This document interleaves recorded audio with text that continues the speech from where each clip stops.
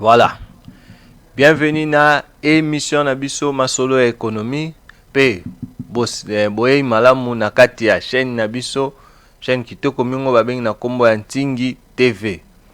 En tout cas, merci mingi na bao bakolanda biso ezala na kati ya mboka to pe na libanda ya mboka. Merci mingi tosengi na bino pe na bozala toujours focalisé na kolandaka ba programme ya chaîne na biso Ntingi TV. Et puis bobosana te ngai ndenge na yaka na kati ya chaîne Ntingi TV précisément na participer plutôt pona kolobela bino masolo ya économie po ete mboka na biso ezali mboka moko munene, ezali na ba réalité ebele, mais na kati ya ba réalité na biso tozwi aspect économie po to développer ka po to yaka ko partager na bino po économie ndenge na lobaka evisaka plus mosolo ya bana mboka to pe mosolo ya mboka. Alors biso nyonso na kati ya mboka na biso RDC mboka nzamba pesa biso mboka kitoko makasi, tozali vraiment na besoin ya mosolo emata, tozali besoin mosolo mingi po ete bino na ngai toyebi ke économie na biso eza vraiment na retard. Alors il faut vraiment makambo ebele et salema mpona économie kende de l'avant. D'où foto yekola ndeni koluka mbongo, foto yebela ndeni ni mbongo ekota na kati ya mboka na biso. Yango wana nalobaka toujours avant ya kobanda émission, nalobaka toujours émission oyo soki ebandi na belelaka molimo ya mbongo ekotela mutu nyonso akotala émission. Ezala na président de la république, ezala premier ministre, ezala président assemblée, ezala président sénat, ezala ba ministre, ezala gouverneur et ba congolais nyonso oyo akotala émission oyo sentiment ya molimo ya mbongo ekotela ye. Nalobi te ke molimo ya mbongo nalobaka ano kende koyiba mbongo te, koyiba te, mais lukande mbongo na voie normale po ete mboka ekoma na mbongo mingi, bana mboka pe bakoma na mbongo po économie objectif na onde yango wana. Tozali awa pona kobetaka nini masolo ndenge nini bato bakokoma na mbongo mingi to ndenge nini mboka na biso ekokoma na mbongo mingi po lelo na monde entier soki pays na bino ezali na mbongo mingi te bozala respecte penza te. Tala exemple ya Chine. Chine azalaka wapi? Tala lelo Chine akoma pe kotia munoko na monde entier, ezali grâce ya mbongo. Asali effort a comprendre que pour to koma na poids na monde il faut to koma na mbongo ebele. Alors biso ba congolais faut to lamuka, biso ba congolais faut to lamuka, faut to yekola kosala ndenge nini mboka na biso ekoma na mbongo ebele. Mais mboka na biso ekoma na mbongo ebele na ndenge nini? Na kovanda boyete na kotala ino ekokoma na mbongo ebele na ba mesure économique ya malamu to pe ba décision économique ya malamu. Alors na kosenga na bino bato bolanda émission ezali diffusée na Ntingi TV, mais eleka na rappel na kati ya chaîne YouTube na biso to bengaka Economia TV RDC. Okoti na YouTube obete Economia TV RDC okokuta émission wana, bo aimer émission, bo partager émission, pe bo s'abonner na chaîne na biso et kosala biso malamu mingi, ezali pe façon ya koaider biso to avancer na côté ya YouTube. Donc tozali awa na TV bozotala biso, soko si likaneta kotala biso na TV te, okoki kolanda biso na nzela ya YouTube obeti Economia TV RDC okokuta ba émission na biso ezali wana. Voilà. Alors émission ndenge tolobaka toyaka kobeta masolo ya économie, tokobeta bino ba fait historique ya économie ndenge eleka et tout, et puis aussi tovandaka plus na kolobela actualité économique ya mboka na biso, et puis tokope kozwa mwa ndambu na libanda ya mboka. Mais bino mongo boyebi actualité économique ezali vaste, chaque jour ba information économique et pona bato balanda ebimaka ndenge nazali nango ebele. Peut-être par rapport à temps, na limite que peut-être aussi là, mais na wel samba mingi pona tangela bino ba information nga na zwaki au courant de semaine o ndenge sile biso. Ya liboso na kotanga tuzali na FEC. La FEC sollicite la nomination de ses membres dans les entreprises publiques. Il y a deuxième information, finance na plutôt le ministère ya finance adana magege na ministère ya sport, parce que ministère ya finance asengi na ministère ya sport que désormais l'État congolais a financer kaka 4 fédérations au lieu de 12 fédérations. Troisième point, ministre de la Recherche scientifique arrache un contrat de partenariat scientifique avec l'Afrique du Sud dans un sommet. Oui, le Canada est en Afrique du Sud, bien sûr.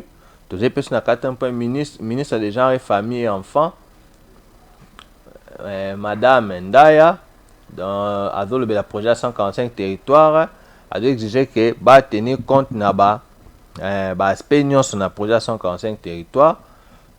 Cinquième point, la fraude fiscale. La DGI somme les RTL, Vodacom et Orange de payer 572 millions de dollars au Trésor. Sixième, le budget 2023, exploit ou illusion monétaire. Vous n'avez pas information. Septième point, selon le ministre des Finances, la RDC va construire la grande usine de cobalt. Neuvième point, les sociétés et les ONG demandent la publication des annexes du protocole d'accord. Il y a contrat, il y a Dan Gentler, bien sûr. Dixième point, vous avez une RDC et Émirats Arabes Unis signent un contrat pour la lutte contre la fraude minière. FPI, le FPI va aider les pays à s'affranchir dans des entreprises extérieures. 12e, RDC Zambie signe un accord pour la production de batteries pour voitures électriques. 13e point, CTNC à 53e saison artistique. 14e point, le journal panafricain Financial Times, spécialisé aux questions financières, a remis au ministre Nicolas Kazadi, ministre de la Finance bien sûr, le prix des meilleurs ministres de la Finance en 2022. Sommet de Kanaki na Lomé na Togo. Plutôt oui, ça va 14 points oyo to tali na semaine oyo o to fouiller ben information actualité économique o to rai koya ko partager na binomena ko mekampe ko développer tous les 14 points mbang soki to kozana temps to luka pe to si c'est un po être beau mais ka retenir quelque chose. Alors premier point, fake azo solliciter nomination ya ba membre na entreprise publique. Fake ezali pour la bato ba éviter fake ezali ezali ko la association moko o esangisaka ba entreprise esangisaka ba entreprise ya mboka na biso et le bundela ba entreprise bien sûr ezalaka dirigé par président nango M. Albert Yuma. Alors ba remarquer que na ba nomination au chef d'état tout ça là récemment na ba quelques entreprises publiques ba membre na bango bazali ba nommé bango te na conseil d'administration yango wana fake azo senga ba respecter mibeko wana ba nommé batu na bango po ba entreprise wana fake nem ta bundela bango.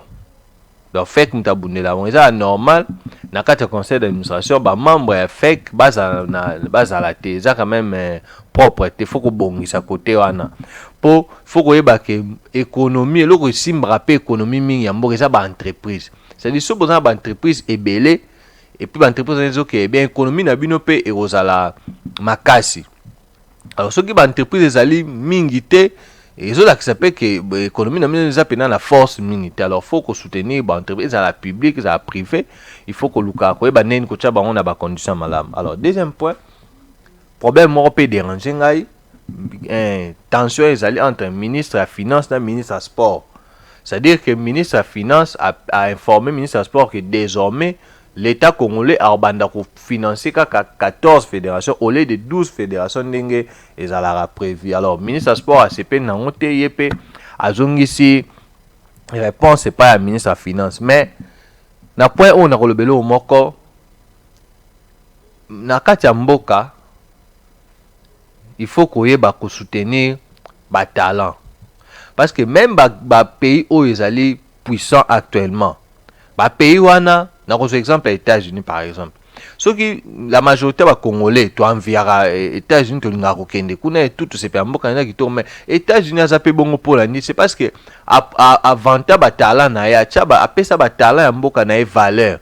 c'est-à-dire que kopesa bon valeur ezani kotia ba moyen kotia ba mécanisme pour que ebima libanda ndeti bato nyonso bato o bayebi Michael Jackson par exemple basepela na musique na mais bosepela na musique ya Michael Jackson bien sûr mais ye le fait que ça beta musique ne ezotekama monde na ti bato baolanda na nsima wana mpe ateka mpe image ya mboka na ye makasi parce que bato ebele balanda ye balanda bakenda États-Unis à travers mpe Michael Jackson.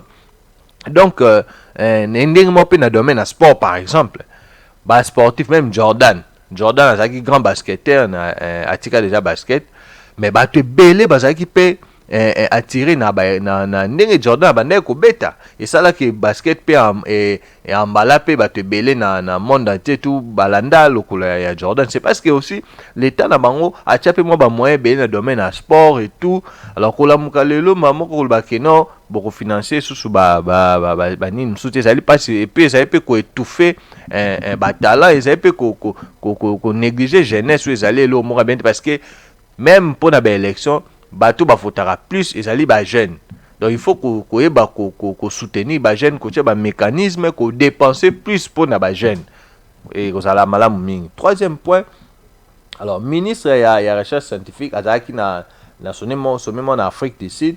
Alors arraché partenariat moko ya échange ya recherche scientifique entre biso na Afrique du Sud ezali elo moko malamu parce que recherche scientifique pe ekoki kosala ke makambo échanger belé même sur le plan économique même sur le plan économique ezali pe elo moko ya malamu. Alors quatrième point na recommander ministre ya genre et famille alobeli projet à 145 territoires. Bino mo boyebi projet à 145 territoires pour na ba balanda actualité ezali projet moko on a rekolba projet moko ya développement. Parce que chef de l'État qui likanisi wana ya ko lancer projet na ba territoire nyonso nombre nango ezali à 145. Alors pour na ministre alobi na kati ya projet wana faut ba tenir compte ya ba aspect ebele. À citer par exemple ba tenir compte na aspect ya genre, na aspect environnement, principe d'équité sociale et puis ba droits humains. Mais plus na ndenge na landi ministre na ndenge na tangi ba journaux et tout, ministre azo senga na kata projet à 145 territoires bazwa pe vraiment na basi bazala considérer pe makasi na tango bakosi bakosala ba projet wana et tout ezala kaka te plus mibali nde bazala ba bénéficiaire ya projet à 145 territoires. Mais nanu projet wana ebandi vraiment te. Je pense que ça n'a pas problème à financement et ça l'état congolais na kati wana l'état congolais peut-être fois financier en à hauteur à 20%, je crois 20 ou 30%. Grande partie fait uta na babaya de fonds et uta na bateau bataliban ne faut pas financer projet wana pour et kende de l'avant. Alors toye na cinquième point pour na commenter toujours DGI azo sengana RTL Vodacom Orange bafutae monté en 572 millions de dollars. Bon, nakolobelo moko pour na ba entreprise oyo trois entreprises oyo ekotsaka mbongo ebele na mboka. Ekotsaka mbongo ebele ba employeur pe ba na mboka en quelque sorte ne biso to beta masolo mbongo to lingi ba na mboka ba kuma na mbongo ebele. C'est-à-dire qu'il engage ba na mboka bazozo mwa misala bazozo mwa ba salaire na mwa sala ke mwa moso na mwa ezo mata. Mais seulement il faut pe ba s'aligner, ba respecter mibeko ya mboka notamment surtout sur le plan ya fiscalité. C'est-à-dire que les alliés bien si réellement vraiment bazo devoir l'état congolais monsola 572 millions. Les alliés pena pas si mingi. Il faut que fout mbongo pour 572 millions ceux qui ba fout yango na caisse ya l'état mbongo wana ekosala ba action et belé na kata mboka bakoki kotongela ngo ba hôpital bakoki kotongela ngo ba nzela bakoki kotongela ngo ba école ba makambo belé bota ndenge nzela matadiki ba les par exemple et katani zo senga mbongo belé pona kotonga ba nzela parce que actuellement nzela wana ndenge katani sur le plan économique nzela wana kotsaka ba biloko ebele akolia. Alors nde nzela ne katani biloko ebele oyo ezali na stock na ba dépôt et tout pour na ba feto eko mata parce que ceux qui ba stock eza mukie ba olanda en plus ba somba alors ba frère ya ba produit ana face ya bato bakolanda biloko wana baolinga bamatisa biloko wana. Alors ezali vraiment pasi mingi monté en 572 millions soki vraiment ezali ya solo il faut bafuta mbongo wana bafuta ngo parce que bazali ba entreprise oyo bakotisaka mbongo ebeye na kati ya mboka il faut bayeba pe ko futa bampako ya leta po ete leta na biso esila kofonctionner parce que leta azwaka nde mbongo na nzela wana ya bampako na ndenge pena ya norme économique na ndenge ya bampako. Voilà. Alors natangi pe susu point mususu budget ya 2023 bato mususu balobi ezali exploit mususu balobi ezali illusion pona bato bazali peut-être tango koloba bazali na ko soutenir mokonzi mboka et tout balobi budget wana ezali exploit 15 milliards nanu esalama te budget wana oyo basili kozwa mais ba détracteur pe mususu bato ba o bazomona makambo na ndenge mususu balobi non budget ya 2023 babi 15 milliards ezali budget moko pene eza lokona ko ba ezali lukuta parce que batalisi ba réalité belé surtout que budget bisbino bozol baraka budget mati mais sur le terrain bazomona ba impact na ngote toujours pour na domaine na budget ndenge ka na zongaka semaine partie na lobela ka mingi na ngi pena ko bandela tout même sujet te ngana insistera toujours budget ce qui balobi budget mati je pense que ça la représenter na ba chiffre. Alors chiffre to ko boya ngote si réellement balobi mati to ko boya ngote mais problème ya budget na biso ezali na répartition ou encore au niveau ya ba dépenses ndenge za au salama.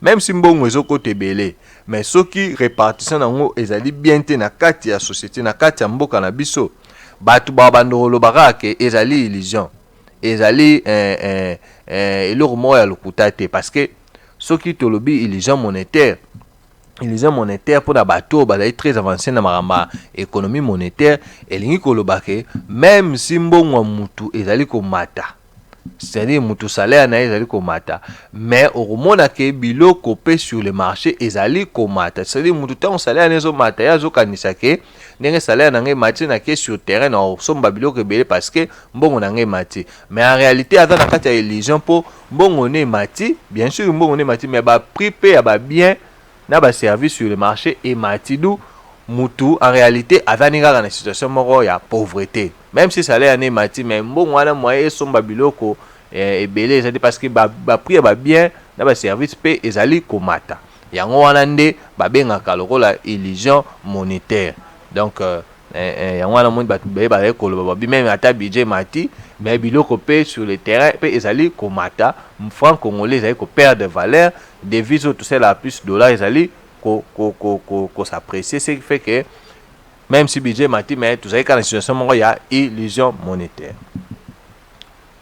Voilà tout sous na point mususu.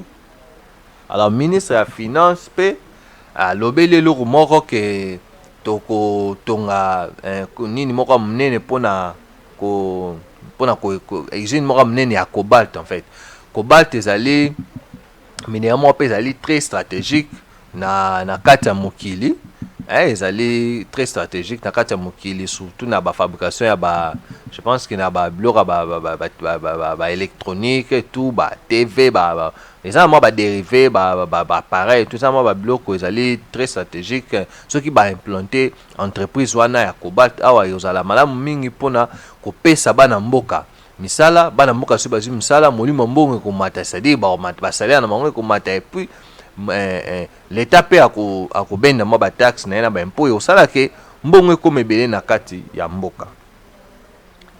Alors tozali pe susu na ba ONG na ba ONG bien sûr ba ONG na société nini esengi na ba ONG lobeli publication